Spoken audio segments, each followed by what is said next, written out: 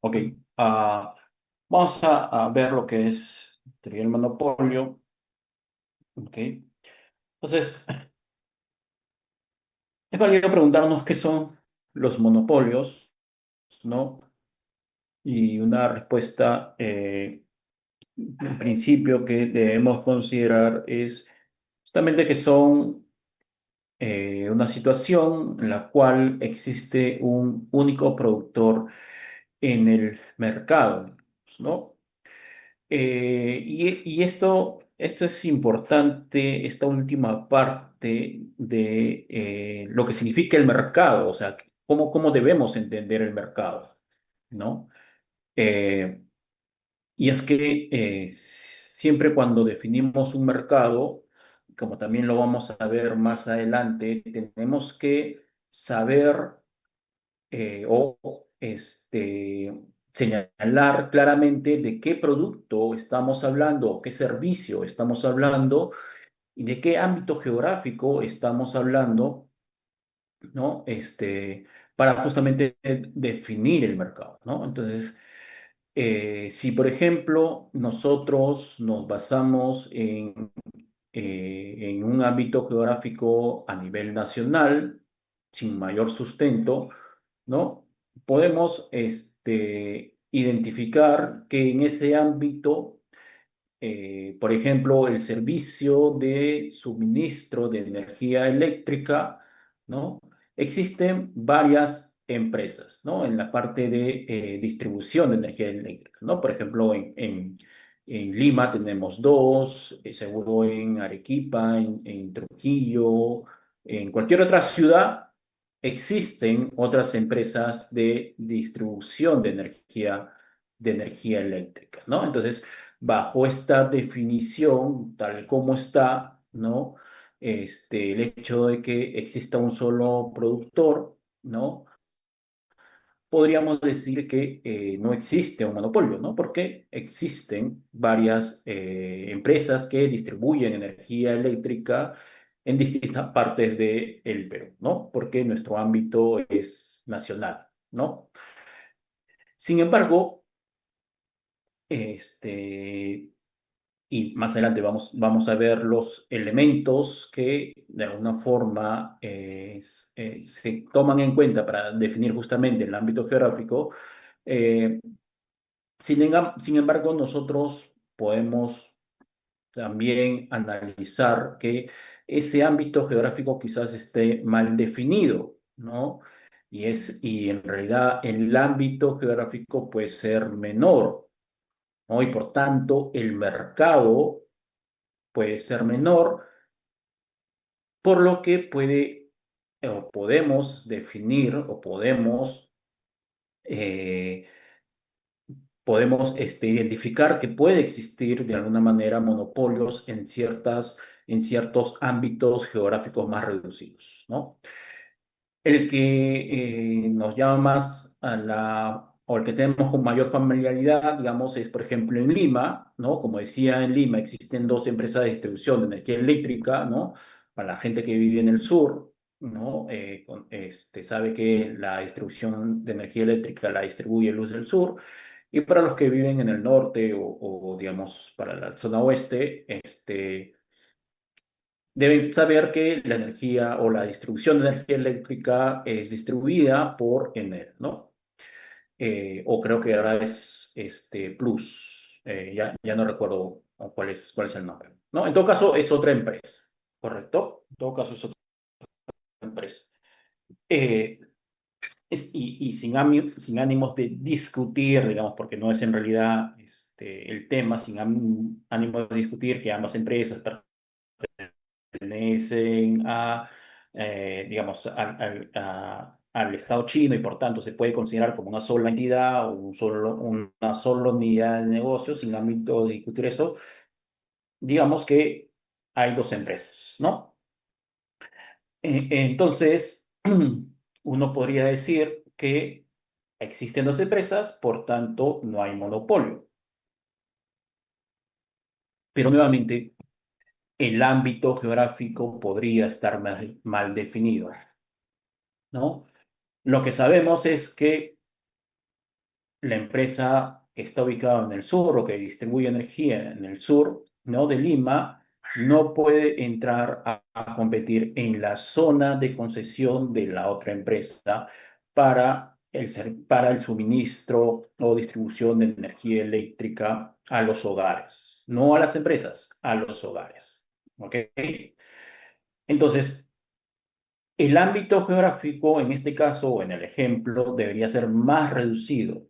De hecho, el ámbito geográfico justamente podría estar definido como el ámbito o el área de concesión de estas empresas de distribución de energía eléctrica, porque en esas zonas, ¿no? En sus áreas de concesión, no existe otra empresa que pueda brindar el servicio de energía eléctrica, ¿correcto? Y por tanto, en ese ámbito geográfico sí existiría un monopolio, ¿ok? Igual en la otra parte de Lima, ¿no? En ese área de concesión, ¿no? No puede existir o no existe otra empresa que brinda ese servicio de distribución de energía eléctrica, ¿no? Eh, Y de alguna manera el ámbito geográfico bien definido justamente puede identificar o nos da la posibilidad de identificar si existe uno o más empresas en el mercado, ¿correcto? Ahora bien, ¿qué pasa con el producto o servicio? En este caso el servicio, ¿no? Entonces, si solo nos quedamos en el ámbito geográfico para definir el mercado, podemos estar cometiendo el error del hecho de que del hecho de señalar que, por ejemplo, para el lado del sur de Lima, Luz del Sur es un monopolio, ¿ok? ¿Por qué digo que podemos estar cometiendo el error? Porque Luz del Sur, o la empresa que distribuye energía en el sur de Lima, no solamente, o mejor dicho, eh, puede segmentarse los servicios los servicios que brinda, puede segmentarse los servicios que brinda. Y lo hace de esta manera. Brinda servicios a hogares y brinda servicios a empresas. Es decir, servicios de distribución de energía eléctrica a empresas y servicio de distribución de energía eléctrica a hogares. ¿Por qué esta segmentación? ¿Por qué esta diferenciación es importante? Básicamente porque a los hogares se define, y más adelante lo vamos a ver, como monopolio natural y si por tanto está regulado. En cambio, a las empresas no necesariamente. ¿Por qué? Porque hay empresas que demandan una cantidad importante de energía eléctrica a la distribuidora. Y no solo eso, estas grandes empresas que demandan gran cantidad de energía eléctrica no solamente está en la capacidad de negociar el precio con la empresa, la distribuidora de energía eléctrica dentro de su área de concesión, sino también está en la capacidad la empresa de negociar el suministro de energía eléctrica con otras empresas de otras áreas de concesión, como por ejemplo la empresa que suministra energía eléctrica a la zona norte de Lima. O una generadora que se encuentra ubicado, por ejemplo, en el oriente del Perú o que se encuentra ubicado en el centro del Perú. ¿Ok? Entonces, desde ese punto de vista del servicio segmentado de esa manera, ¿no? Para las grandes empresas no existe un único proveedor de energía eléctrica. Existe una cantidad de proveedores de energía eléctrica que puede señalarse que en ese mercado, para ese producto, no existe un monopolio o la estructura no es monopólica. En cambio, para los hogares que solamente pueden demandar energía eléctrica de un solo proveedor, ¿no? Sí existiría un monopolio, sí estaría dentro de una estructura de monopolio.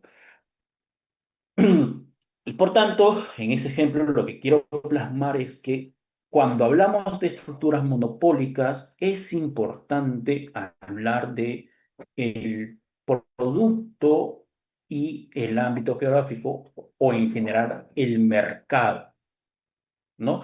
¿En qué mercado estamos hablando sobre la existencia de una estructura monopólica o no? Porque si variamos el mercado o variando, digamos, el producto o el ámbito geográfico, podemos decir que puede o no existir un monopolio, ¿no? Entonces, tenemos que tener en cuenta bien claro, digamos, en qué ámbito o en qué mercado estamos señalando que existe un monopolio, ¿no? Y después de este curso, espero que no hagan caso a diarios donde digan, esta empresa es un monopolio, esta otra empresa es un monopolio", ¿no? Por ejemplo, ¿no? Por ejemplo, si hablamos de la empresa de la industria de cerveza, ¿no? Uno podría decir que Bacus es un monopolio. Sin embargo, y a nivel nacional, ¿no? Sin embargo, y esto lo pongo en sin embargo, resalto el sin embargo, otro podría argumentar, ojo, hay empresas importadoras que también venden o comercializan cerveza y que no necesariamente son de Bacus, ¿no? Es decir, digamos, empresas que importan cervezas internacionales, ¿no? De Alemania, de España, no sé, o de Argentina, ¿no? Que comercializan sus empresas. Y por tanto, podría decirse que no es el único operador. ¿Ok? Eh, y por eso, digamos que es importante definir de qué mercado estamos hablando, ¿no? Para definir o para señalar que existe o es una estructura monopólica o no, ¿no? Eh, ¿Y por qué existen estos monopolios, ¿no? Y siguiendo con el ejemplo de suministro de energía eléctrica, es porque existen barreras de entrada que impiden, ¿no? Que impiden justamente la existencia de presión competitiva. Esta presión competitiva principalmente es una presión competitiva potencial o presión competitiva real, es decir, que exista otro agente en el mercado, ¿no? ¿Cómo la literatura económica define la existencia de barreras de entrada? ¿No? Básicamente a través de tres elementos. Por ejemplo, habla de barreras estructurales que no es cosa de las acciones de la estructura de mercado, ¿no?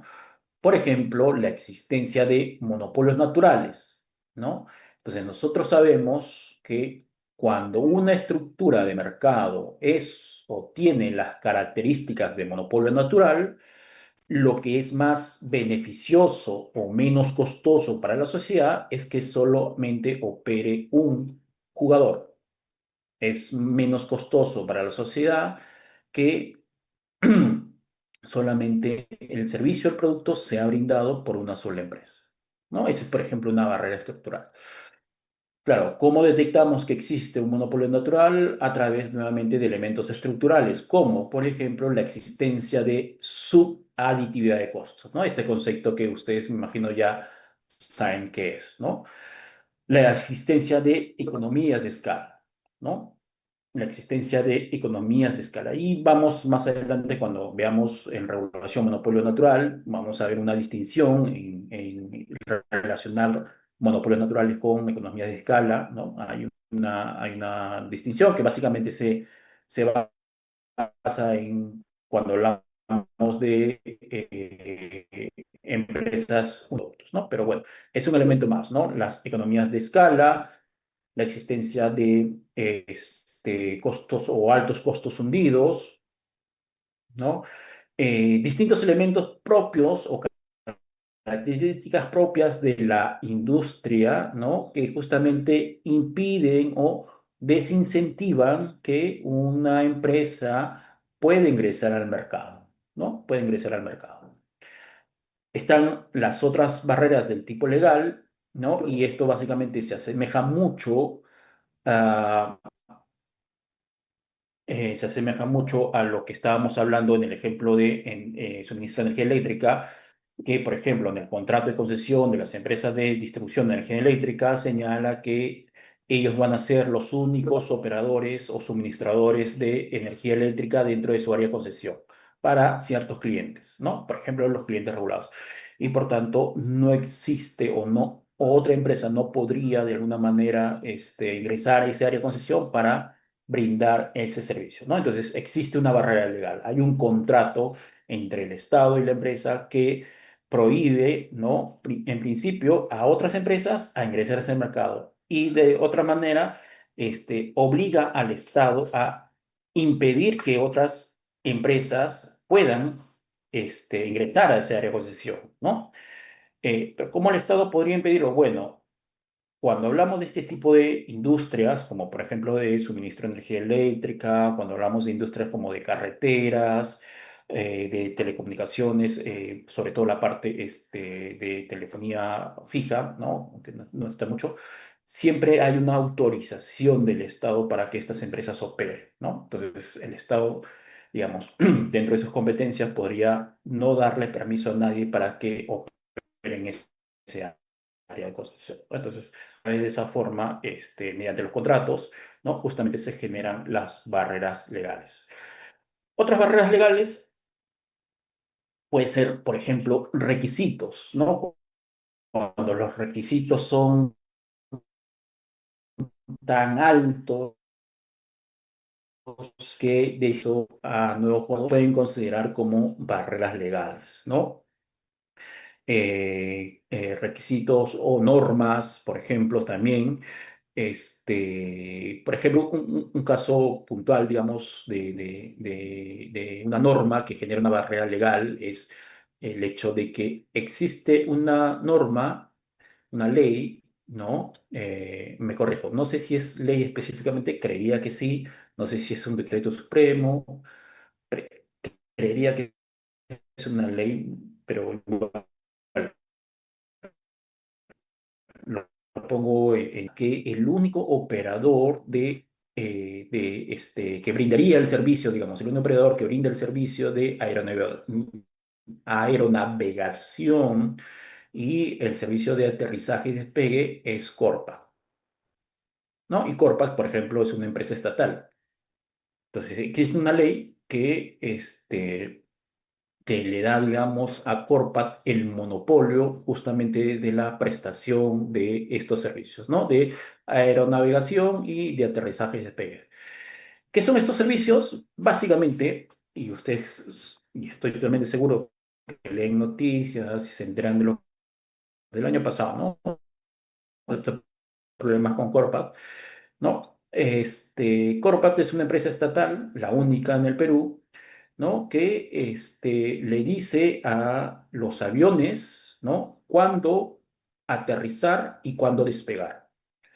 Ese es el servicio de aterrizaje y despegue, ¿no? Es decir, un avión no puede salir del aeropuerto si es que Corpan no le dice, sí, puede salir, ¿no? Porque justamente Corpa, digamos, tiene coloquialmente, ¿no? Lo explicamos coloquialmente, tiene una pantalla donde en todo el cielo peruano ve por dónde están pasando los aviones. Entonces, si un avión quiere aterrizar en el aeropuerto, cualquier aeropuerto peruano, ¿no? Entonces, Corpat sabe que ese avión está aterrizando. Entonces, lo que va a hacer es, va a decirle al avión que quiere despegar que todavía no despegue, ¿correcto? Entonces, esa información, ¿no? Justamente la tiene Corpat, ¿no? Es por eso que los aviones tienen que comunicarse, o los pilotos tienen que comunicarse con Corpa para saber si tienen que despegar o tienen que aterrizar. De hecho, y ese es básicamente el servicio de aterrizaje y despegue. El otro servicio de aeronavegación es que aviones que van, por ejemplo, de Chile a Perú, perdón, de Chile a Bogotá, ¿no? Pasan por el cielo peruano, ¿correcto? Entonces, todos esos aviones tienen nuevamente que coordinar con Corpa para ver si es que, digamos, no existe un posible accidente de choque. Entonces, Corpa le dice, tienes que pasar por esta ruta y para que no exista estos cruces en el aire, porque obviamente el piloto no es que esté viendo, digamos, que viene, que viene un avión, digamos, ¿no? En sentido contrario, ¿no? Entonces, todas estas coordinaciones en el espacio aéreo peruano lo realiza Corpa, ¿correcto? Entonces, la única empresa que realiza todos estos o que brinda estos servicios es Corpa y lo hace por una ley. Entonces, esta ley es una barrera legal. ¿Ok? Barreras estratégicas básicamente está referido al comportamiento de la empresa que está en el mercado o conocida como empresa incumbente. ¿Qué puede hacer esta empresa, ¿no? Para poder, digamos, ser o mantener su estructura monopólica o ser el único en el mercado? Por ejemplo, puede establecer precios que desincentiven el ingreso a los competidores, ¿no? Es decir, si una empresa potencial entrante quisiera ingresar al mercado y observa que la empresa incumbente, la única que está en el mercado, tiene precios bien bajos, esta empresa potencial entrante puede desincentivarse de ingresar al mercado, porque a ese nivel de precio, ¿no? Quizás no pueda ser rentable su negocio. Entonces puede establecer precios, digamos, que se conoce como precios mínimos, de tal manera que desincentive el ingreso de potenciales entrantes, ¿no? Otro tipo de barrera estratégica o comportamiento que podría realizar una empresa para impedir o desincentivar el ingreso de un potencial entrante es, por ejemplo, establecer ciertos tipos de contratos, ¿no? Es decir, yo, incumbente, única empresa en el mercado, puedo firmar contratos de exclusividad con todos los distribuidores mayoristas que existen o todos los canales de distribución que existen, de tal manera que si una empresa nueva quiere ingresar al mercado, ¿no? No tiene la posibilidad de poder distribuir sus productos, ¿no? No tiene la posibilidad de ingresar al canal de distribución para poder comercializar, vender sus productos y obtener beneficios, ¿no? Entonces, si yo le restringo, yo como empresa incumbente le restringo los canales de distribución a un potencial entrante, este potencial entrante quizás no tenga los incentivos de poder, de querer ingresar al mercado, ¿no?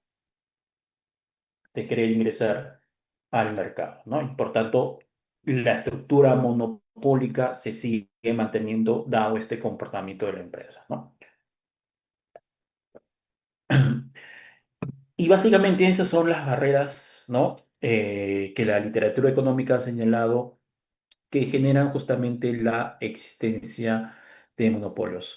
Un detalle en particular sobre el tema de barreras estratégicas es el hecho de que no todas las barreras estratégicas son permitidas, ¿no?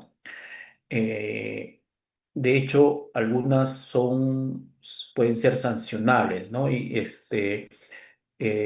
quien sanciona de alguna manera, en general, quien sanciona este tipo de conductas que restringen de alguna manera el ingreso de potenciales entrantes al mercado, ¿no? Que pueden dinamizar el proceso competitivo, digamos, es la autoridad de competencia, ¿no?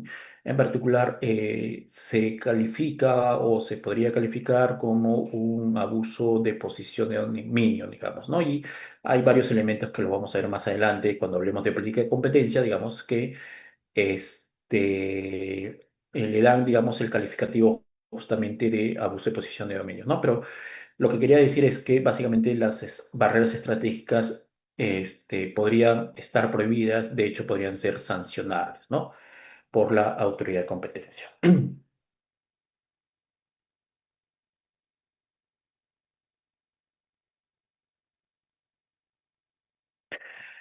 Ok, si nos enfocamos en el problema de maximización del monopolista, entonces podemos decir que una única empresa decide el nivel de producción del mercado por tanto, un cambio en la producción del mercado, ¿no? Entonces, tenemos el problema de maximización del monopolista de esta manera, ¿no? Donde tenemos el ingreso total, ¿no? Y que también lo podemos plasmar de esta manera, ¿no?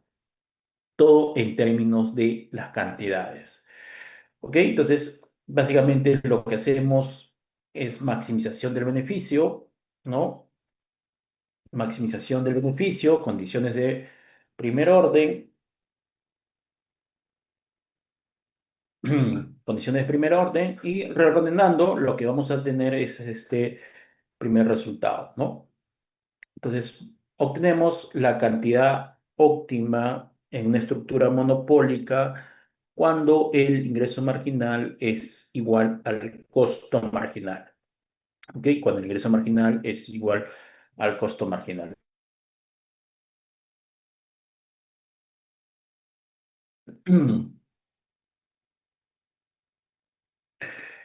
Sí. Detalle particular.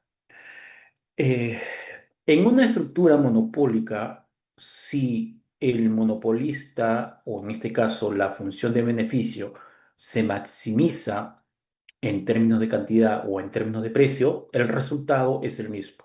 Es decir, el precio monopólico y la cantidad monopólica es la misma, ¿no? Pero igual no es un concepto económico, es básicamente un tema matemático, pero lo señalo porque he visto que, y esto me refiero a los cursos previos, ¿no?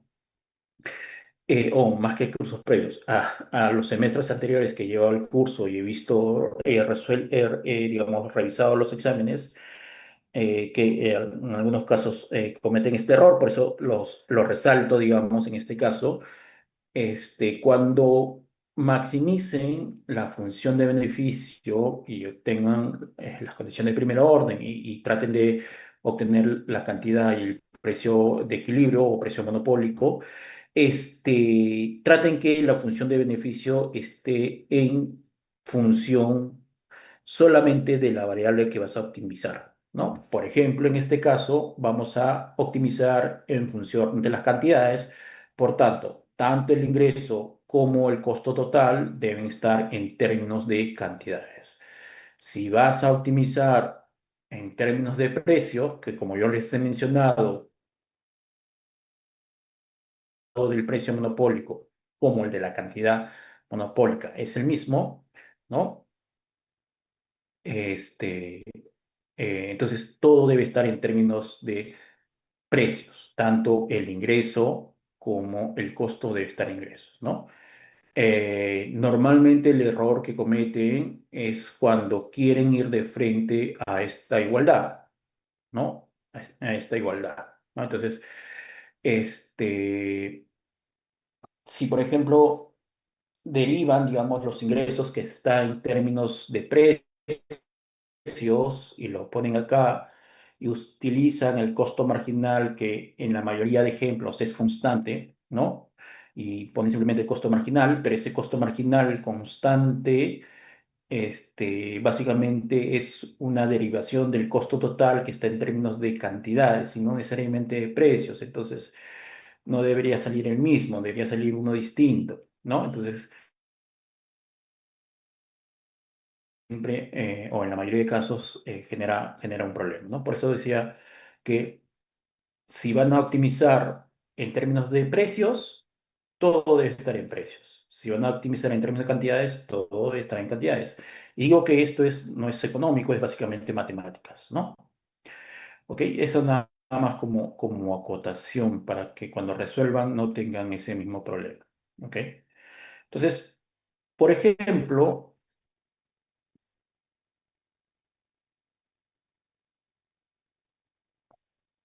¿no? Por ejemplo, si tenemos una función de demanda lineal, ¿no? Esta función de demanda A más B son positivos y un costo marginal constante igual a C, ¿no? Entonces el monopolista maximiza esta siguiente función, ¿no? De beneficio. ¿Correcto? Como ven, todo está en términos de cantidades, por tanto, condiciones de primer orden, derivamos en términos de cantidades, ¿no? Igualamos a cero, despejamos y obtenemos la cantidad de equilibrio o la cantidad monopólica, ¿no? A partir de obtener la cantidad monopólica, es fácil ver que podemos obtener el precio monopólico reemplazando en la función de demanda lineal, digamos, ¿no? Y por tanto podemos obtener el precio monopólico, ¿no? Y finalmente, el beneficio monopólico, ¿no? Entonces, dado estos resultados, podemos observar que, por ejemplo, la cantidad se reduce en términos de un aumento de su costo marginal. En otras palabras, la producción del monopolista es decreciente en términos de costo marginal, ¿no? Y esto lo podemos observar fácilmente en esta relación, ¿no? Un aumento del costo marginal genera una reducción de la producción monopólica. De otro lado, ¿no? De otro lado, podemos observar también que un aumento del costo marginal genera un aumento del precio. ¿Esto por qué es importante? Porque a partir de esto podemos establecer algunas relaciones o vinculaciones con el tema de eficiencia en el sentido de, si comparamos dos empresas, ¿no? Y decimos que una es más eficiente que otra, estamos señalando de alguna manera, ¿no? Que la empresa más eficiente está representado por un costo marginal menor. Por tanto, la empresa menos eficiente tendrá un costo marginal mayor, por tanto, producirá menos, ¿no? Y generará un mayor precio monopólico, ¿correcto? Entonces, relacionar el precio y la cantidad, incluso en estas estructuras monopólicas, lo que básicamente busca es entender el tema de eficiencia, ¿no? Desde el punto de vista de relacionarlo con el costo marginal, ¿no? Como vamos a ver más adelante también, justamente lo que vamos a decir es que empresas más eficientes son empresas que tienen un menor costo marginal, ¿no? Gráficamente, esto es sencillo de verlo, ¿no? Eh, a ver si puedo, yo creo que sí puedo. Mm, ¿no? Gráficamente podemos verlo de manera sencilla,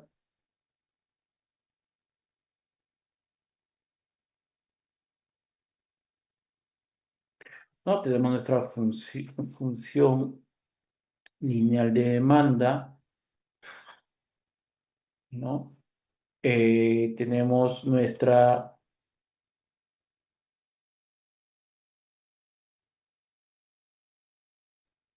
función de ingreso marginal. Decimos que, ¿no? Entonces, en teoría, a ver, vamos a ponerlo acá, ¿no? Este es el ingreso marginal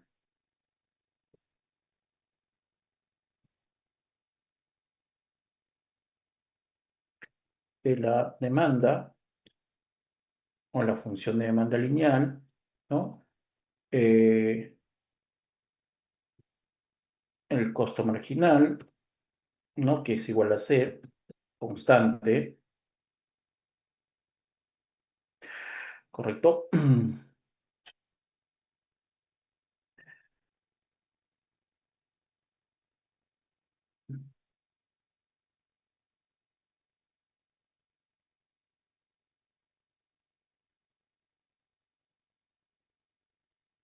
Y por tanto, tenemos una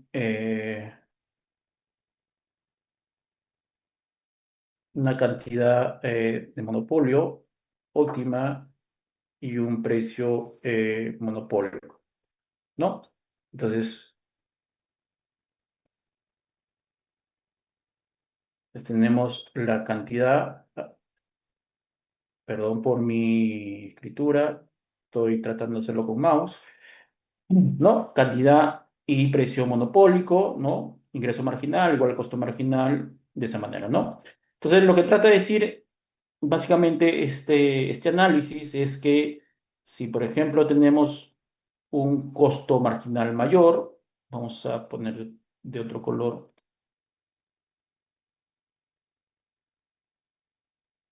¿no? Si tenemos un costo marginal mayor,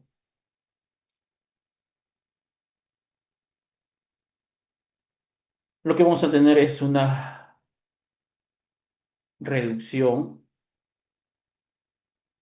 ¿no? De la cantidad de producción y un incremento del precio monopólico, ¿no? Básicamente es lo que, lo que te quiere decir, digamos, este análisis, ¿no? Entonces, una empresa menos eficiente, ¿no? Lo que va a generar es precios mayores, ¿no? Por más que sea una estructura monopólica, ¿no? ¿Ok? Básicamente es eso. Mm.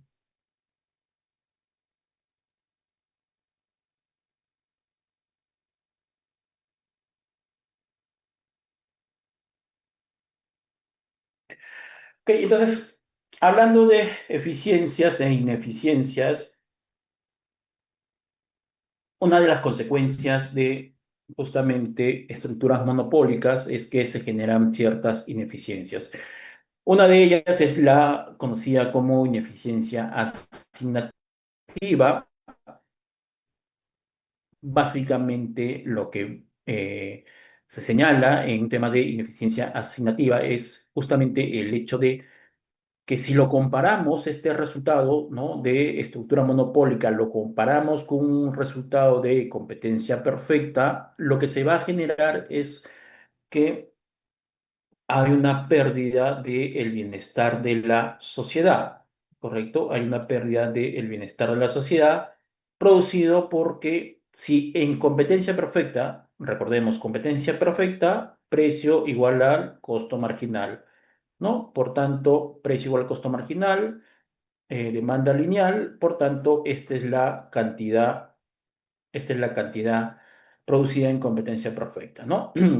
Si lo comparamos con una estructura monopólica, ingreso marginal, costo marginal, ¿no? Cantidad óptima de monopolio y precio óptimo de monopolio, ¿no? Entonces, lo que nos está diciendo en la gráfica es que existe una pérdida del bienestar de la sociedad, ¿no? Porque el monopolista, al producir solamente esta cantidad, Q sub M, está dejando de comercializar, está dejando de vender, está dejando de producir todo este grupo de consumidores, ¿no? Que podrían estar comprando dicho producto, ¿no? Entonces, existe una pérdida del bienestar de la sociedad en ese sentido, ¿no? Un tema de asignación, se le asigna a menos consumidores ese producto. Repito, la pérdida de bienestar de la sociedad siempre es en comparación de una situación de competencia perfecta, ¿no? En situación de competencia perfecta, como decíamos, precio igual al costo marginal, por tanto, el bienestar de la sociedad es todo esto, ¿correcto? El bienestar de la sociedad es todo eso, ¿no? Que coincide justamente con el excedente del consumidor, ¿ok? En monopolio, el bienestar de la sociedad, de nuevo, estoy yendo rápido porque esto es básicamente lo que ya han visto ustedes en otros cursos, el bienestar de la sociedad es monopolio, es todo eso, ¿no? Una parte excedente consumidor y otra parte excedente productor, ¿correcto? Entonces, se pierde esto, ¿no? Ese triángulo sombreado. Y esa pérdida básicamente es porque el monopolista, como hemos dicho, produce menos, ¿no? Entonces va a haber menos bienes en la sociedad para poder comercializarlos a los consumidores, ¿no? Sobre todo a aquellos consumidores cuya disponibilidad a pagar, digamos, está en este segmento, ¿no? Este grupo de consumidores que están dispuestos a pagar, digamos, esta cantidad por ese producto, no van a poder comprar, no van a poder conseguirlo, ¿no? Entonces, hay una pérdida del bienestar de la sociedad que se conoce como ineficiencia asignativa, ¿no?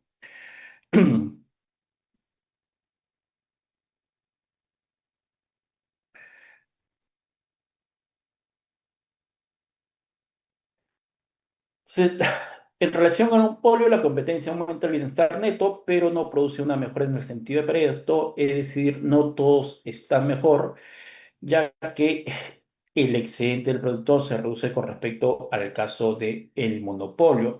Esto básicamente lo que trata de decir es que si estamos o si partimos de una situación de monopolio, ¿ok? Si partimos de una situación de monopolio y pasamos a una situación de competencia perfecta, ¿no? Es decir, aumentamos el bienestar de la sociedad, lo que va a generar es básicamente que el monopolista que tenía este beneficio, sí, que tenía este beneficio, va a dejar de tenerlo. ¿No? Va a dejar de tenerlo. Por eso no es un óptimo de Pareto, ¿no? Existe una situación en la cual va a haber un perdedor, en este caso, o en todo caso, no va a estar mejor, ¿no? En este caso es el monopolista, ¿no? Por eso no es una situación o no es una mejora en el sentido de Pareto, ¿no? No es una mejora en el sentido de Pareto. La pérdida de bienestar no solo ocurre por precios monopólicos, ¿no? También tiene que ver la elasticidad de demanda del mercado, es decir, si es más elástica o menos elástica, afecta justamente el tema de la pérdida de bienestar y también tiene que ver con el tamaño del mercado, ¿no? Pues la otra ineficiencia que produce una estructura monopólica es conocida como la ineficiencia productiva, que básicamente está relacionado con el hecho de las decisiones de el monopolista o la empresa justamente en una situación de monopolio, ¿no? Entonces, una empresa única en el mercado, sabiendo que es un monopolista, uno se podría preguntar qué incentivos tiene para ser eficiente. ¿Qué incentivos tiene para poder tomar decisiones de manera eficiente? Decisiones de manera eficiente como, por ejemplo, comprar activos, ¿no? Que le generen eficiencia, contratar personal que le generen eficiencia, ¿no? Entonces, ¿qué incentivos tiene una empresa cuando es la única en el mercado, cuando no siente de alguna manera, ¿no? Y la respuesta es teórica que es que estos incentivos son mínimos o no existen, porque al ser la única en el mercado, podría de alguna manera darse el lujo de ser incluso ineficiente y al ser el único, los consumidores seguir comprándole, ¿correcto? Entonces, este hecho, este hecho, digamos, de tomar decisiones ineficientes, generan lo que se conoce como la ineficiencia productiva. ¿Ok? Entonces, en la gráfica, ¿qué podemos observar? En la gráfica observamos nuevamente todo en comparación de una estructura o de una situación de competencia perfecta. En la gráfica podemos observar que, por ejemplo, precio en competencia o precio competencia única toma decisiones ineficientes. Esto, como decíamos, se puede traducir en que sus costos marginales pueden ser mayores y por tanto no considera o no se debe considerar dentro de la evaluación este costo marginal, ¿no? De una empresa eficiente, ¿no? Si no, se podría considerar este otro costo marginal C prima, ¿no? De una empresa menos eficiente, ¿correcto? Entonces, si eso es así, considerando eso, entonces la decisión o los resultados de equilibrio, en este caso de una empresa monopólica menos eficiente, serían estos, ¿no? Serían que el precio monopólico sería P', ¿no? Y la cantidad monopólica sería Q', ¿no? Esto nuevamente el equilibrio partiendo de ingreso marginal, ¿no? Y el nuevo costo marginal, ¿no? A partir de esto, digamos, podemos sacar cuáles son el precio monopólico y la cantidad monopólica, ¿no? Dado ese costo marginal. Entonces, nuevamente, toda esa pérdida del bienestar de la sociedad derivado de decisiones ineficientes se le conoce como ineficiencia productiva. Gráficamente, básicamente es lo que está en el área sombreada. Profesor, ¿por qué no considera todo este área de acá que también es pérdida del bienestar de la sociedad en comparación de una situación de competencia perfecta? No se considera porque ese área, digamos, RTS, es básicamente derivada de una ineficiencia asignativa, ¿no? En la ineficiencia asignativa, si usted recordará, la empresa todavía tomaba decisiones eficientes, es decir, compraba los activos, contrataba el personal de manera competitiva, tomaba decisiones eficientes. Por tanto, el costo marginal que estaba asociado, digamos, para la empresa monopólica, en ese caso, era un costo marginal de una empresa eficiente. ¿Ok? Por eso repito, esta parte que si bien sigue siendo pérdida del bienestar de la sociedad en comparación de una situación de competencia perfecta, no es producto de una ineficiencia productiva, de una mala decisión de la empresa monopólica, sino que es derivado básicamente de una asignación o más que asignación, es básicamente es la ineficiencia asignativa propia de alguna empresa o de una estructura monopólica, ¿no?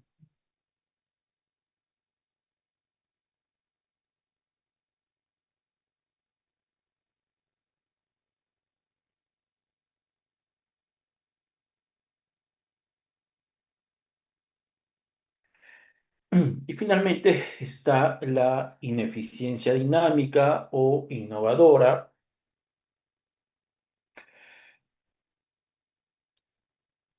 que lo que básicamente señala en general es que en entornos monopólicos, las empresas monopólicas tienen menos incentivos de ser innovadoras en comparación nuevamente de un entorno competitivo, ¿no?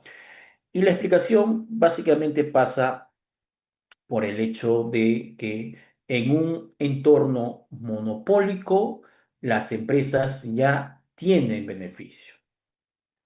Es decir, si volvemos a la gráfica anterior, ¿no? Decíamos que en un entorno monopólico, este, eh, este área, ¿no? PMPCTR, ¿no? Todo este área era el beneficio de una estructura o del monopolista, ¿no? Una estructura monopólica, digamos, ¿no? Ese era el beneficio. Entonces, en una estructura monopólica, justamente lo que va a ocurrir es que el monopolista se pregunta o se preguntase, yo ya tengo beneficios, mi beneficio es este, ¿por qué debería innovar? ¿No? ¿Por qué debería invertir en innovación si este es mi beneficio?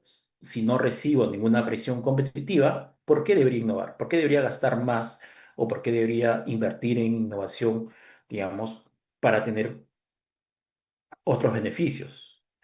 En cambio, en un entorno competitivo, las empresas, ¿no? fijan su precio, decíamos, igual al costo marginal, ¿correcto? En un entorno competitivo. Por tanto, las empresas tenían un beneficio económico igual a cero. Entonces, si la innovación generase una reducción en el costo marginal, ¿no? Cualquiera que fuese, lo que va a generar es que la empresa competitiva, ¿no? Va a tener un cierto beneficio, ¿no? Entonces, de tener beneficio económico igual a cero a tener cierto nivel de beneficio, obviamente que los incentivos son mayores en un entorno competitivo que en un entorno monopolio, ¿no? Eso es conocido y lo vamos a detallar más adelante, ¿no? Como el conocido efecto reemplazo, ¿no? El efecto reemplazo. El efecto reemplazo te dice que básicamente las estructuras monopólicas tienen menores incentivos a innovar que estructuras competitivas, ¿no? Porque, como decíamos, las estructuras monopólicas ya tienen o ya cuentan con beneficios y por tanto lo que tienen que analizar los monopolistas, los monopolios, es básicamente que el GAT, la diferencia entre el beneficio derivado de la innovación menos el beneficio sin innovación es mayor que la inversión que estoy realizando en ser innovador, ¿no? Esa diferencia de beneficios tiene que ser mayor a mi inversión en innovación. Si eso ocurre, bueno, yo como monopolista recién voy a tener incentivos para innovar. En cambio, en una estructura monopólica, basta que el beneficio derivado de la innovación sea mayor que la inversión que estoy realizando por la innovación, ¿no? En realidad, la comparación es la misma, ¿no? Este gap, esta diferencia de beneficios, ¿no? Es similar en este caso de un entorno competitivo, con la diferencia que decíamos que en un entorno competitivo sin innovación, el beneficio económico es igual a cero. Entonces, si pones cero acá, bueno, te da el mismo resultado, ¿no? Pero eso se traduce básicamente en esta desigualdad, ¿no? O se lee de esa manera, ¿no? Basta con que el beneficio derivado de la innovación sea mayor que lo que yo he invertido para innovar, para que yo empresa, tenga incentivos para innovar, ¿no? Entonces se puede observar de alguna manera claramente que hay un mayor incentivos para innovar en un entorno competitivo que en un entorno monopólico y a eso justamente se le conoce como la ineficiencia dinámica, ¿no? Digamos, el poco incentivo o ningún incentivo de un monopolista para innovar, ¿no?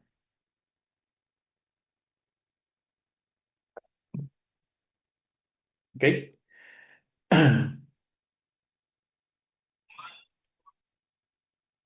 ¿Alguna pregunta hasta acá? ¿Está claro?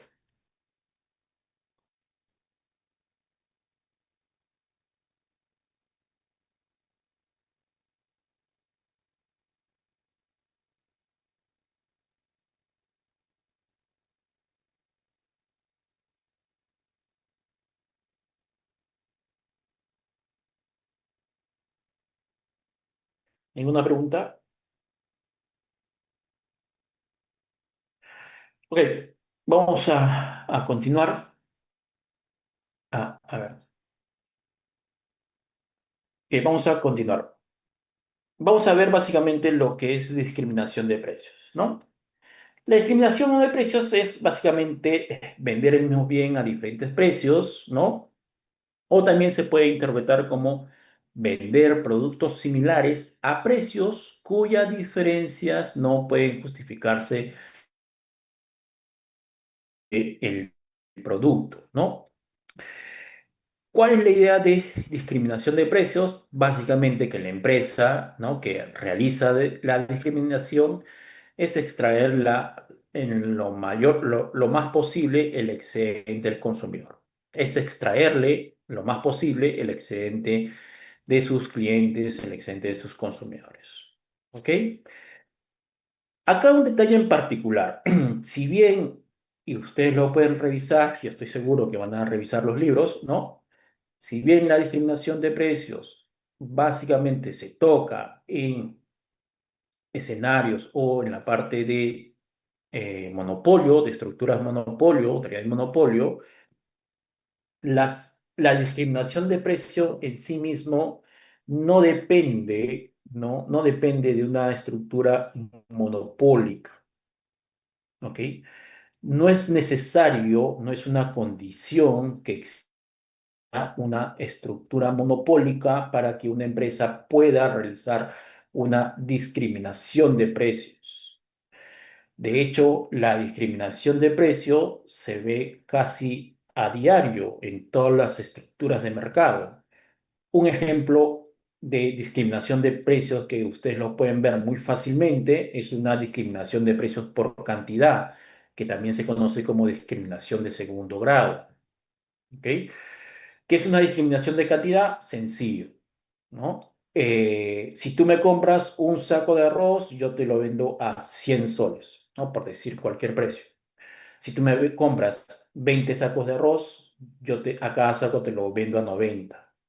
Discriminación por cantidad. Y esa es una discriminación de precios y no está mal, creería yo, ¿no?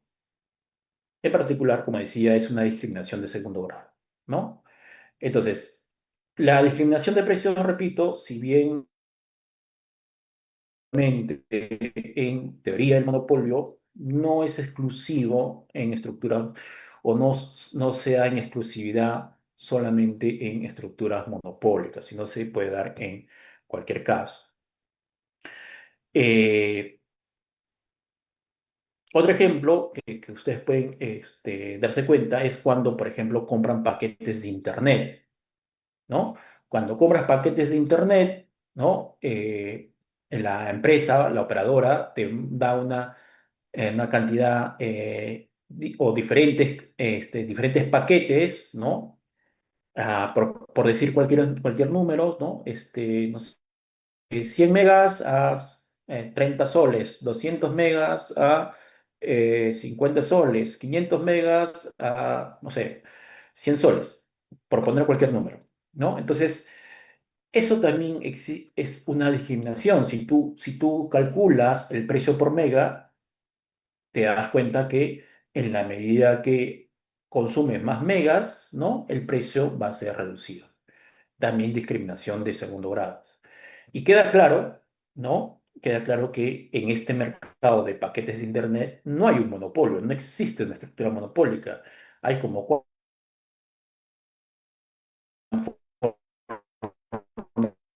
están ofreciendo de manera regular diferentes paquetes, digamos, ¿no? Entonces, que quede claro que discriminación de precios no necesariamente se da en estructuras monopólicas, no es de exclusividad de estructuras monopólicas, ¿no? Entonces, dicho ello, continuemos, ¿no? Eh, entonces, básicamente, el incentivo es extraer, digamos, el excedente a los consumidores, digamos, que compran el producto, ¿no? Un supuesto importante, ¿no? Un supuesto importante en el tema de la discriminación de precios es el tema de la no existencia de reventas, ¿no? La no existencia de reventas. Eh, ¿Qué significa? Básicamente, eh, ¿no? Es comprar un producto más barato y venderlo más caro, ¿no? Ese tipo de situaciones no debe existir, o al menos en nuestro supuesto, o el supuesto digamos, de la discriminación de precios no debe existir, ¿no? Porque no tendría sentido en este caso la discriminación, ¿no? O sea, si yo, por ejemplo, eh, ofrezco el mismo producto a dos precios distintos, ¿no? Puede venir un usuario, un cliente un consumidor, comprar el precio más barato y venderlo a eso a ese cliente que está dispuesto a pagar más por ese producto, se lo puede vender a ese consumidor que valora más el bien o que está dispuesto a pagar más por ese bien, ¿no? Entonces la discriminación no tiene sentido, básicamente es por eso, ¿no? Entonces, el supuesto principal o relevante en este caso de discriminación de precios es que no existe reventa o en todo caso, eh, este, no se puede materializar, ¿no? O es difícil o complicado que se materialice la reventa, ¿no? Ejemplos de cómo, por ejemplo, cómo se puede no materializar una reventa podría ser en una discriminación geográfica, ¿no? Por ejemplo, un mismo producto que es vendido, por ejemplo, en Lima y Arequipa, ¿no? Ese producto lo vendo en Lima a 100 y en Arequipa lo puedo vender a 120, ¿correcto? Entonces, aquel consumidor de Lima que quiera venderle ese producto a un consumidor de Arequipa, quizás venderle o revenderle el producto le va a salir más caro porque existen otros costos asociados como costo de transporte que podría ser, por ejemplo, 25 y digamos que ya no saldría rentable, ¿no? Entonces, ese tipo de situaciones podrían de alguna manera justamente generar que no exista reventa o que la reventa, digamos, del bien sea complicado o difícil de materializar, ¿no?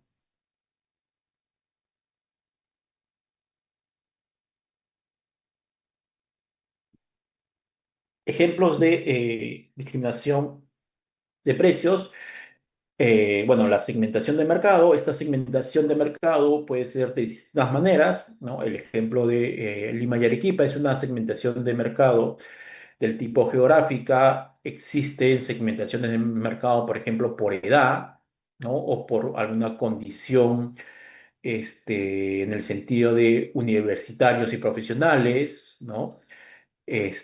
O quizás por sexo, ¿no? Varón y mujer.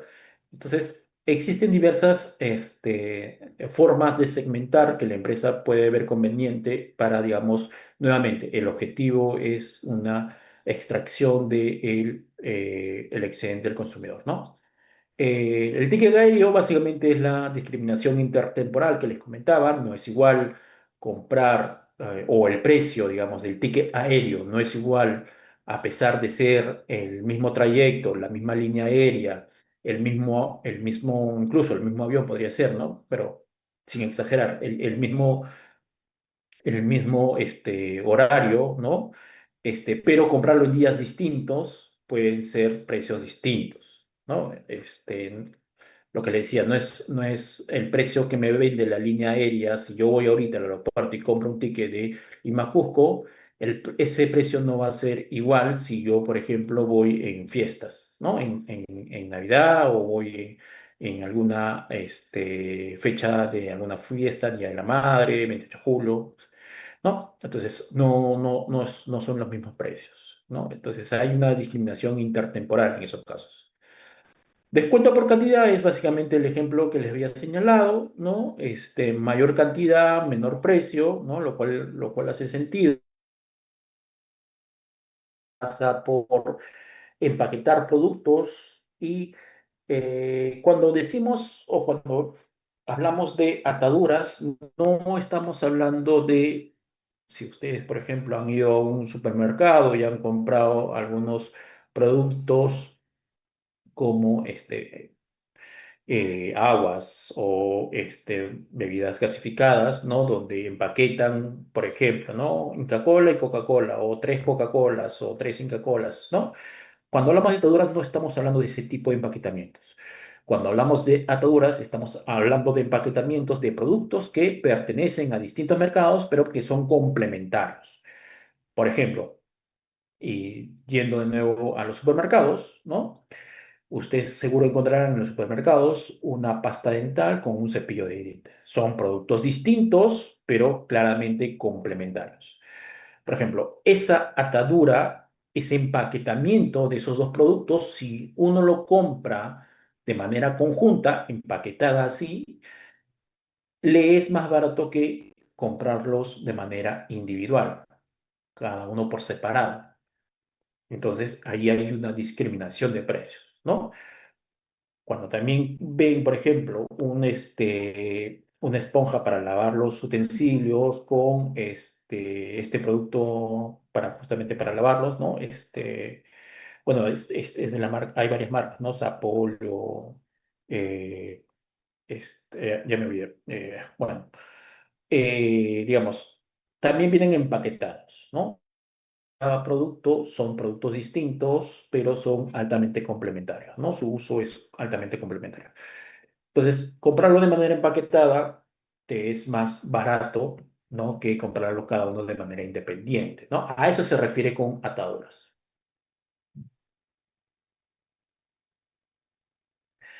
Y finalmente, tarifa a dos partes, ¿no? Tarifa a dos partes, básicamente, eh, son ¿no? En las cuales existe una parte fija y una parte variable, ¿no? ¿Y de qué depende la parte variable? Bueno, la parte variable va a depender del consumo, ¿no? De los clientes. Ejemplos de este tipo de tarifas o dónde se aplica este tipo de tarifas, podríamos hablar los servicios básicos, ¿no? Cuando nosotros pagamos nuestra tarifa de luz, nos cobran un consumo fijo y luego el consumo total depende de cuánto, ¿no? Igual en la tarifa de agua, ¿no? Nos cobran una parte fija, ustedes vean su tarifa, ¿no? Su recibo, hay una parte fija y se le agrega, digamos, el costo digamos, o la parte de lo que ha consumido, ¿no? De agua. Entonces hay una parte fija y hay una parte variable. Es tarifa, básicamente tarifa a dos partes, ¿no?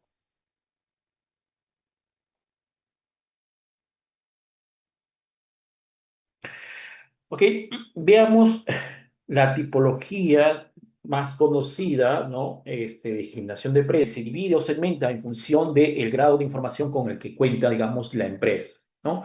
Entonces, podemos hablar de una discriminación conocida como de primer grado, ¿ah?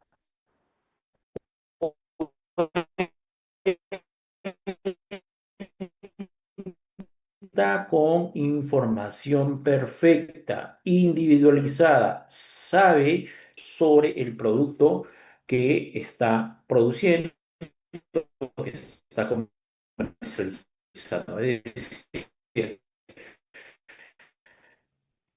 de los alumnos que están ahorita en clase, yo conozco cuánto están dispuestos a pagar, digamos, por un celular o el celular que yo produzco. Y en función de esa información, ¿no?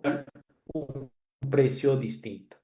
Entonces, esa es, digamos, en general la discriminación. Tener esta información perfecta, individualizada, ¿no? Le puede asignar a cada consumidor un precio distinto, ¿no?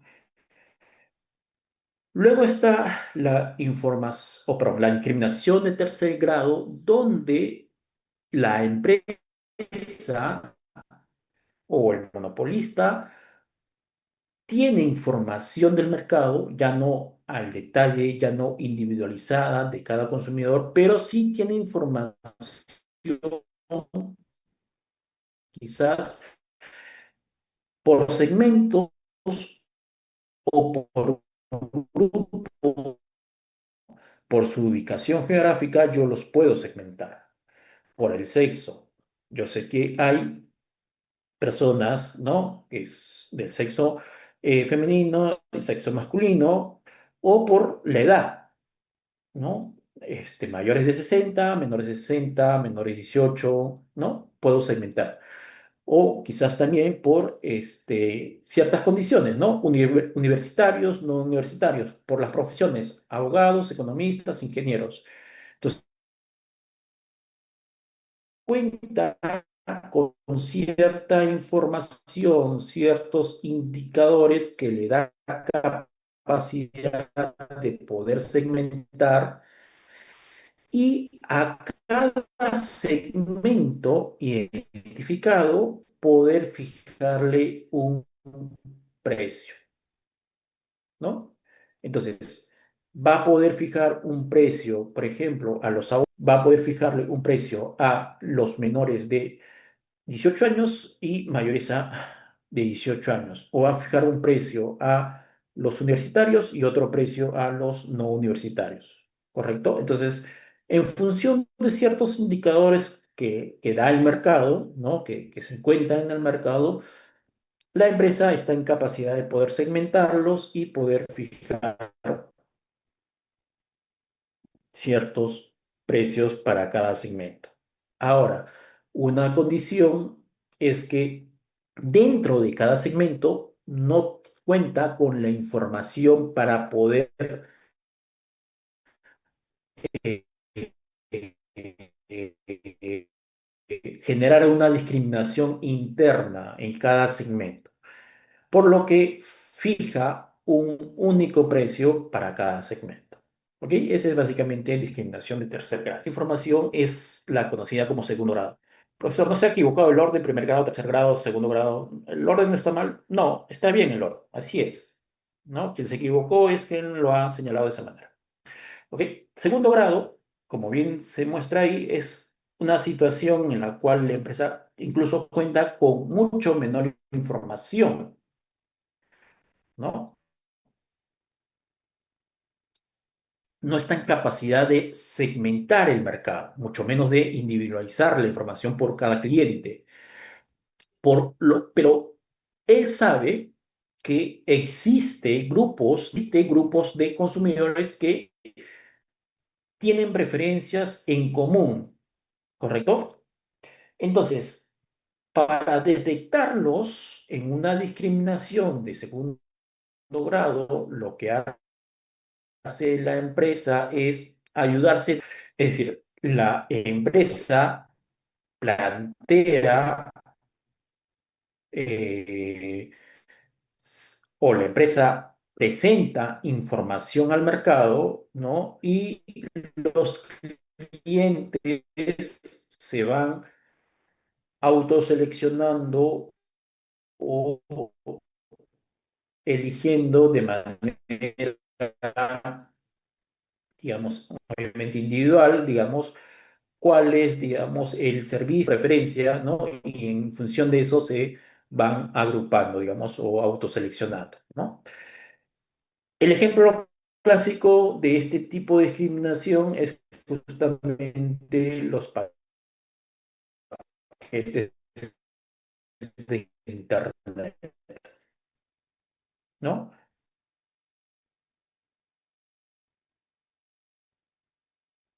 En el mercado de Internet,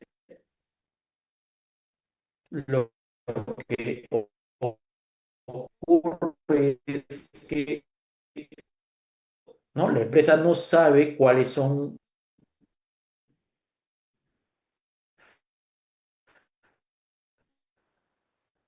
los grupos, sabe que existen, ¿no?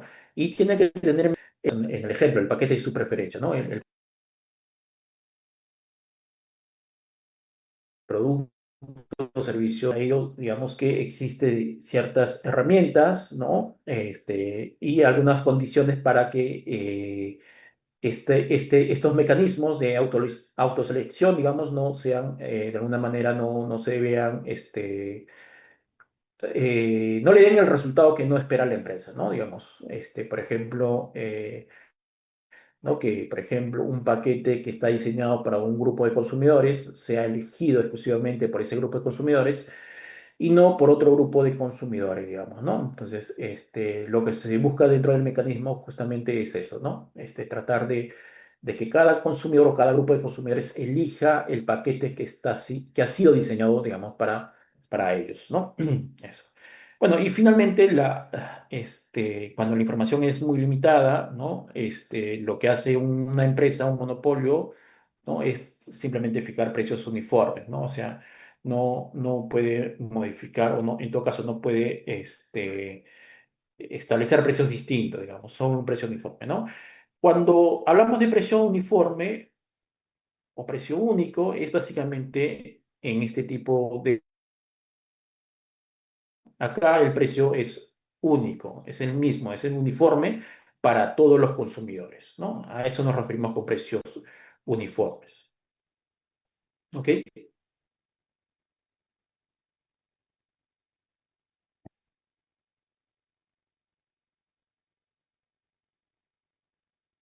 Entonces veamos lo que es discriminación de precios de primer grado, algunas condiciones, por ejemplo, cada consumidor paga su máxima disposición a pagar, ¿no? Justamente porque la empresa tiene la información para asignar a cada consumidor su máxima disposición a pagar, ¿no? Por tanto, los consumidores pueden pagar o están dispuestos a pagar, ¿no? El monopolista debe tener información perfecta sobre la disposición a pagar de los consumidores, básicamente lo que decíamos. Se debe evitar la reventa, ¿no? Y la cantidad negociada es eficiente, aunque el excedente del consumidor es cero, ¿no? Este resultado vamos a verlo. Y este resultado puede implementarse mediante una tarifa dos partes, ¿no? ¿A qué se refiere con que la cantidad negociada es eficiente, aunque el excedente del consumidor es cero, ¿no? Básicamente se refiere, bueno, acá está, mm, ya,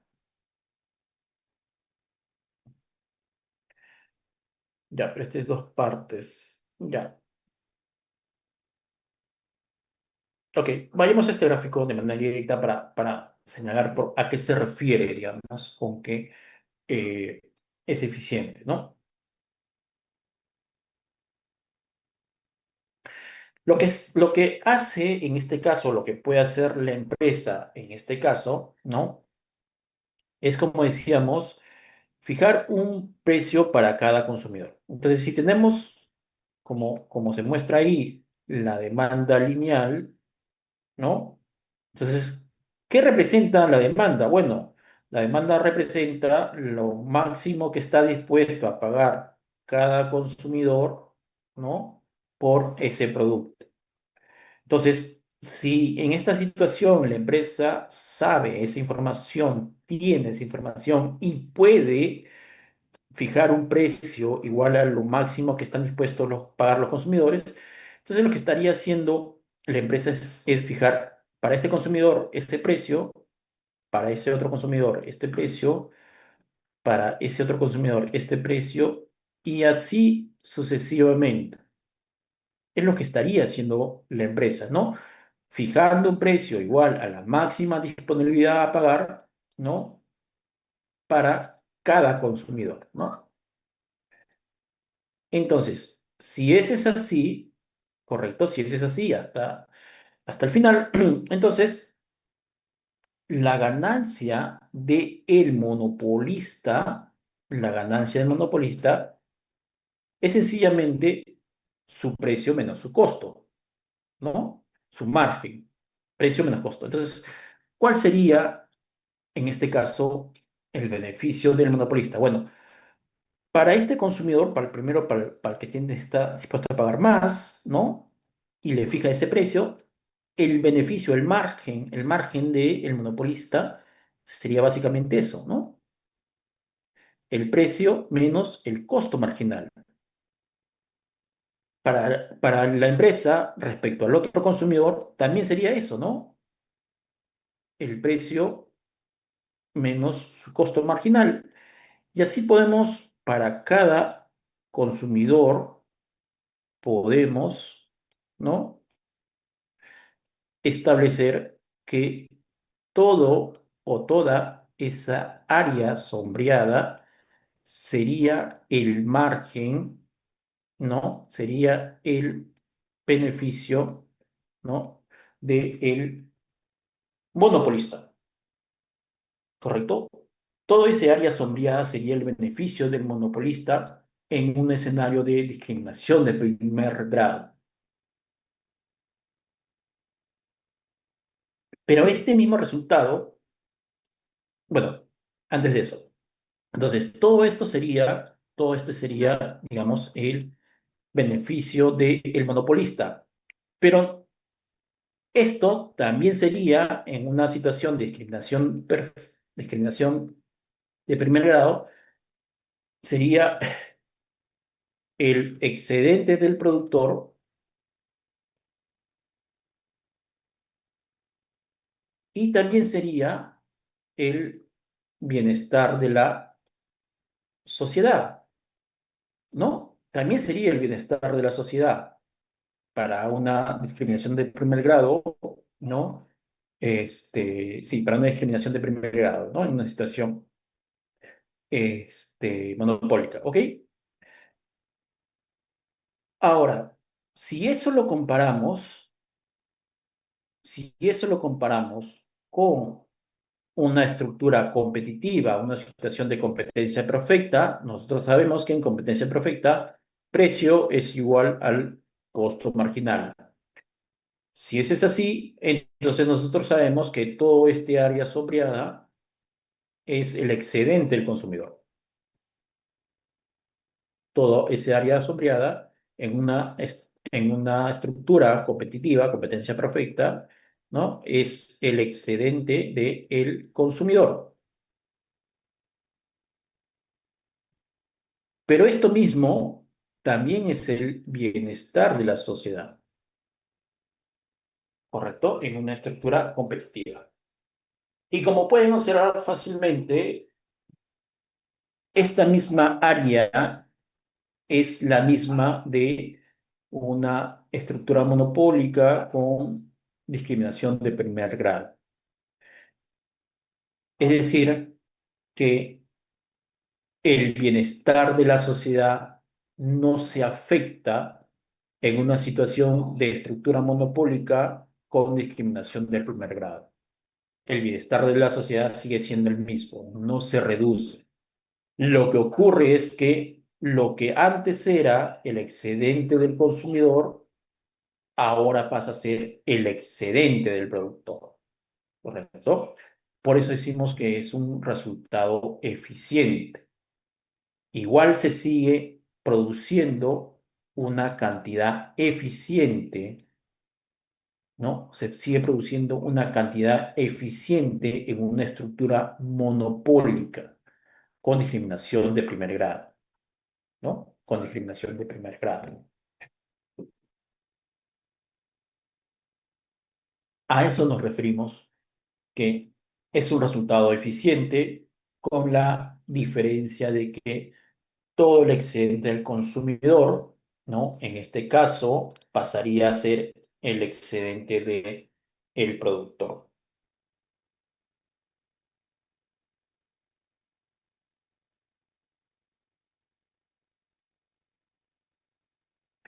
¿ok? Excedente de el productor.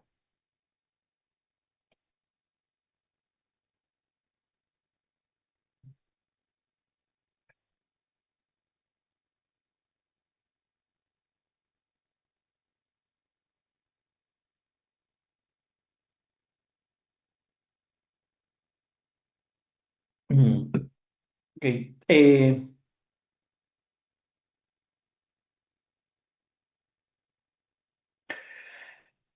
El otro tema es que este resultado también puede implementarse mediante una tarifa dos partes, ¿no? Creo que este es el caso.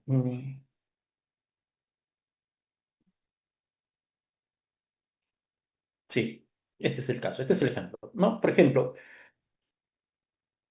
considere el problema de fijación de precios de un club de jazz, ¿no? Que ofrece música y bebidas, ¿no? La función inversa de demanda es esta, la función inversa de demanda, ¿no? Donde P es el precio de la bebida y Q es la cantidad de bebidas, ¿no? El club incurre en un costo C de dólares por bebida, ¿no?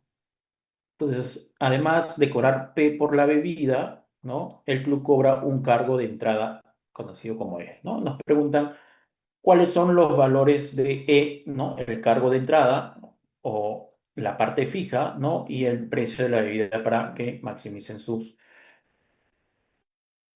ganancias, ¿no? Entonces, el problema de maximización del club es elegir precio y entrada o cargo fijo para maximizar. ¿Ok? Entonces, como se dan cuenta, todo estamos poniendo en términos de precio, ¿no? Esto es precio, perdón, este es cantidad, ¿no? Para eso lo ponemos todo en términos de precio, ¿no? Esta es cantidad. B menos P es cantidad, ¿no? Es cantidad. Este es el margen, ¿no? Precios menos costo. Y la parte fija la dejamos libre, porque la parte fija no depende, ¿no? De la cantidad.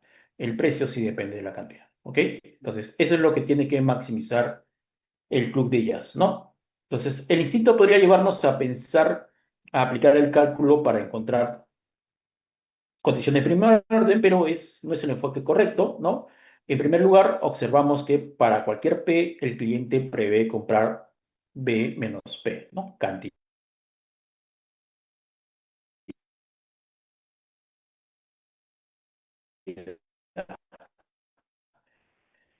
Lo que genera el consumidor, básicamente es esto, ¿no? Un medio, perdón, por eso no me gusta virtual, porque se me dificulta mucho estos temas.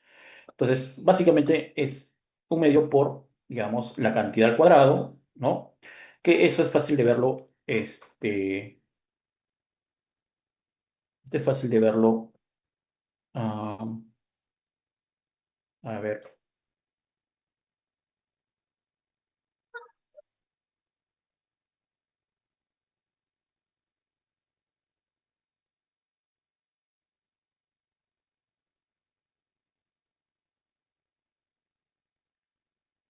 este es precio, cantidad. Entonces, me dicen que la demanda o la función inversa demanda es así. Si eso es así, entonces esto es V, correcto. Y si esto es P, ¿no? Entonces, V menos P,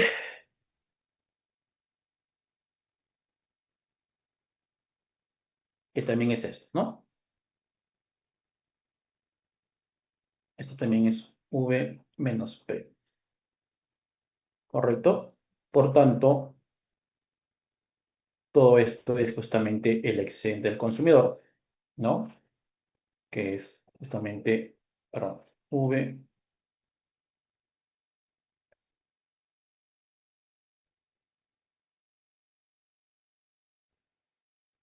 que es justamente, hemos visto, V menos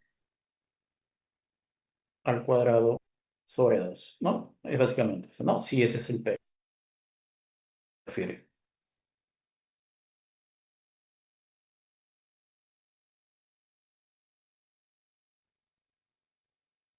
Ahora, para la entrada al club donde el consumidor entrará al club en cualquier momento, ¿no? Entonces, lo que estás haciendo básicamente es que la entrada que es justamente el excedente del consumidor, ¿no? Que está en términos del precio que le va a cobrar por la bebida, ¿no?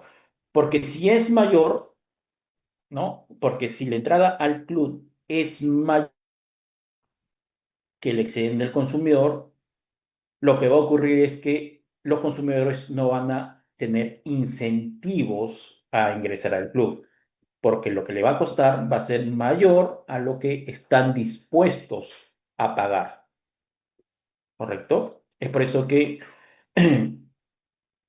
esta condición a lo máximo se debe dar en igualdad, ¿no? Es decir, que el excedente del consumidor o el cargo, mejor dicho, el cargo de entrada, el cargo fijo, ¿no?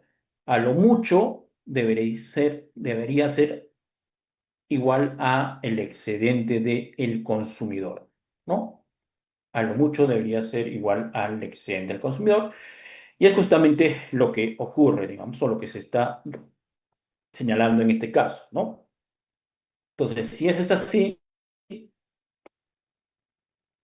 podemos reemplazar el excedente del consumidor en términos de precios, ¿no? El, o en la función de beneficio, ¿no? En la función de beneficio del club de jazz, ¿no? Y básicamente es esto, ¿no? Entonces, ya tenemos todo en términos de precio, ¿no? Aplicamos condiciones de primer orden, correcto, y vamos a obtener los resultados de equilibrio, ¿no? Entonces, lo que va a ocurrir es que el precio, ¿no? El precio variable, la parte variable, va a ser igual al costo marginal, ¿no? Y la parte fija va a ser igual justamente al excedente del consumidor. Va a ser igual al excedente del consumidor porque justamente el costo marginal va a ser igual al precio, ¿no? El detalle es que este resultado precio igual al costo marginal, como ustedes deben saber, es un resultado eficiente, ¿correcto? Es un resultado eficiente. Entonces, si reemplazamos estos valores en justamente la función de beneficio, ¿no? Para saber cuál es el beneficio de la empresa, en este caso el club de jazz, lo que vamos a obtener es que el beneficio de la empresa es justamente todo este área sombreada, todo este área sombreada, ¿no? Precio igual al costo marginal, ¿no? Y el cargo justamente va a ser todo esto, ¿correcto? Entonces, por tanto, con una tarifa a dos partes, como vemos, ¿no? Con una tarifa a dos partes, como vemos, entonces el monopolista, o en este caso el club de jazz, puede tener todo el excedente del consumidor y maximizar sus beneficios, ¿no? Y tener un resultado eficiente en el punto de vista de que el precio es igual al costo marginal. ¿Ok? Entonces, básicamente es eso cuando nos referimos a que este mismo resultado de discriminación de precios de primer grado puede ser o se puede llegar también a él a través de una tarifa dos partes. A través de una tarifa dos partes. ¿Ok?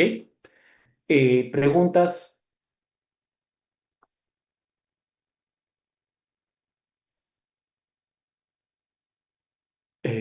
Ok, chicos, si no hay preguntas, vamos a quedarnos hasta ahí.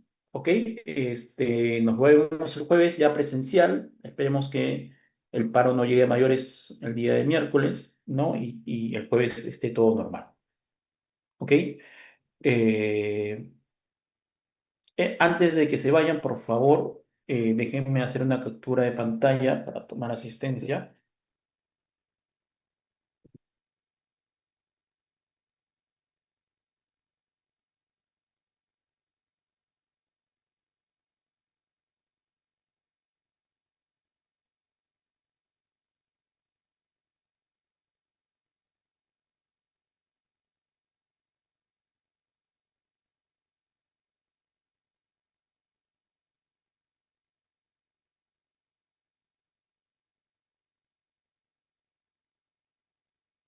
Ok, ok, chicos, nos vemos. Ah, Claudio, sí, dime. Profesor, yo ya le escribí el correo. ¿Ya? Ya, sí, te respondo ahora. Sí, sí, listo. Listo, profesor. Vamos a la siguiente clase. Gracias, nos vemos el jueves. Hasta luego.